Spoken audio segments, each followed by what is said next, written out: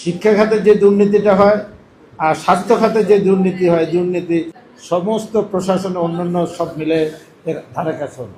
আমরা আমাদের মানসিক অবস্থাটা যদি পরিবর্তন করি, এই দেশ পরিবর্তন হতে বেশিক্ষণ লাগবে না।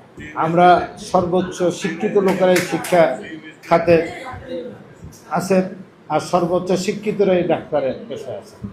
অতএব আমরা আমাদের মানসিক অবস্থাটা যদি পরিবর্তন করি, এই দেশ পরিবর্তন হতে বেশিক্ষণ লাগবে না। দুইটা খাতে সর্বোচ্চ বরাদ্দ, একটা হলো শিক্ষা আর একটা হলো স্বাস্থ্য। এই দুই খাতে বাংলাদেশে যা দুর্নীতি হয়, সব ডিপার্টমেন্ট, পুলিশে বলে আর কি দুর্নীতি করে।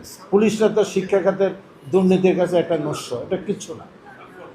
স্বাস্থ্য খাতে অনেক বরাদ্দ, 59,000 কোটি টাকা। এবার আপনাদের হসপিটালের যা যা প্রয়োজন এটা লিস্ট দেবেন।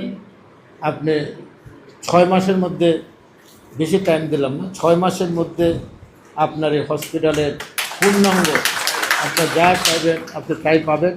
তবে সেবাটা, ওই যে আমি বললাম সিভিল সার্জন সাহেব এখানে আছেন, তত্ত্বাবধায়ক সাহেব, আপনারা ডাক্তাররা এই মানসিকতা পরিবর্তন করতে হবে। আপনার উপজেলায় আপনার পোস্টিং হলো, আপনি এখানে জয়েন করে অ্যাটাচমেন্ট দিয়ে ঢাকায় বসে প্র্যাকটিস করবেন, চিটাগাং বসে প্র্যাকটিস করবেন। এই মানসিকতা থেকে আপনাদেরকে বেরিয়ে আসতে হবে, নাহলে এত পদ খালি থাকে না। এখানে ডাক্তার আছে, পোস্টিং আছে, আপনি প্র্যাকটিস করেন ঢাকা, চিটাগাং, আপনি বিভিন্ন জায়গাতে। অতএব এর থেকেও আমাদের ডাক্তার ভাইদের বেরিয়ে আসতে হবে। এবং এর জন্যই আইনও একটা হচ্ছে, আপনি পাশ করার পরে আপনার ইউনিয়নে, উপজেলায় মিনিমাম 2 বছর আপনাকে চাকরি করতে হবে।